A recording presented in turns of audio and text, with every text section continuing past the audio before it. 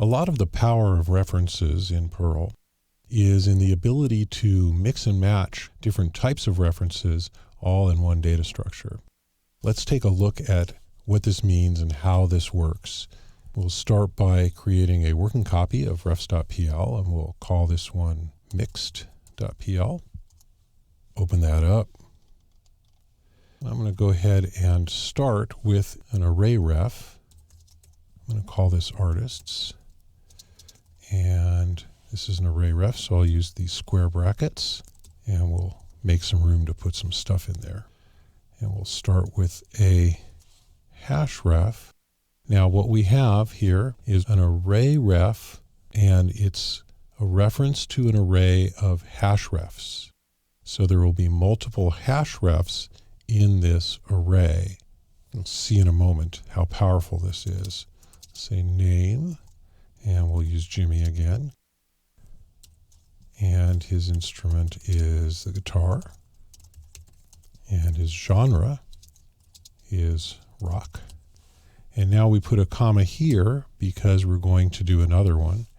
And rather than type all that again, I'm just going to use this structure, and we'll go ahead and put somebody else in. How about Miles Davis? And his instrument is the trumpet. His genre, jazz.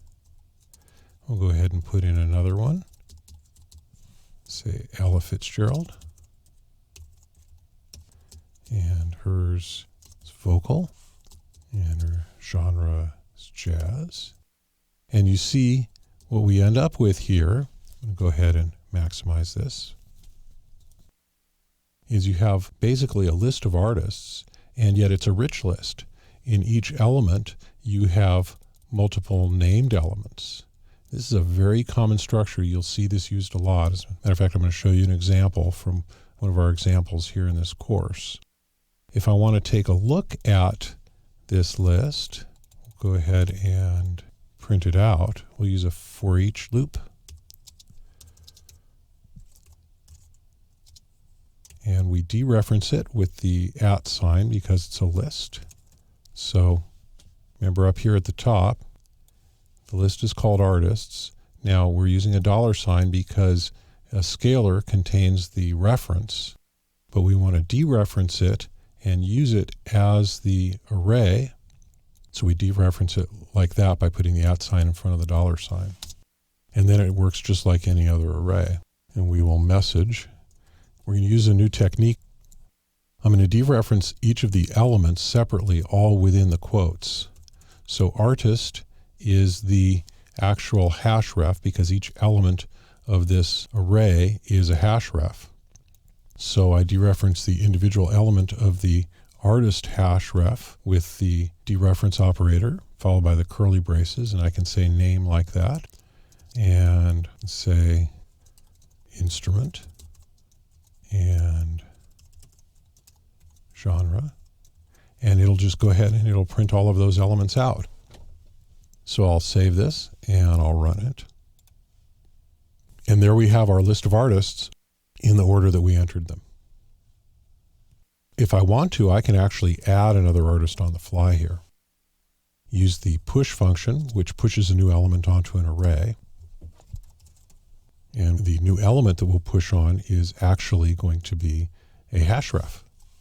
So we'll use an anonymous hash ref here by just putting it in the curly braces, and I'll say name is, say, Yo-Yo Ma.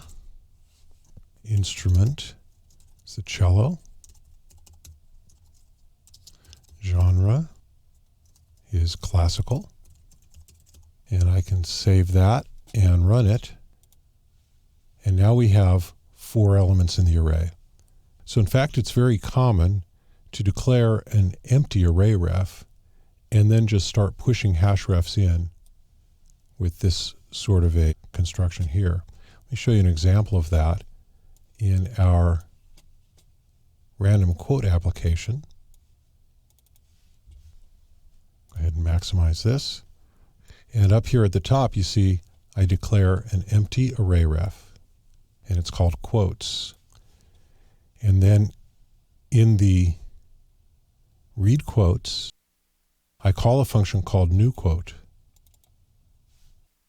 that's declared down here. And in new quote, I push an anonymous hash ref into the array that's pointed at by the array ref quotes. And then I return the element that has that anonymous hash ref. And so that gets used up here. Here's the new quote call. And so what we get here is the hash ref that's been allocated in new quote. And then I go ahead and I start putting things in it. So in effect, building a structure like this, but I'm just building it on the fly. And it's incredibly convenient. You have to be able to visualize it. It takes a little bit of abstract thought to be able to see this. But once you see it and once you start using it, it's incredibly powerful. And it allows you to do something like this application, which is a complete application that does everything that you need it to do. And it works, and we can run it here, and it gives us random quotes every time we run it.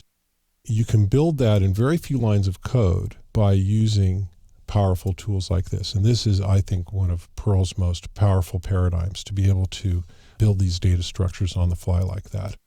So that is the power of mixed data structures in references. And that's really a lot of what references are good for in Perl.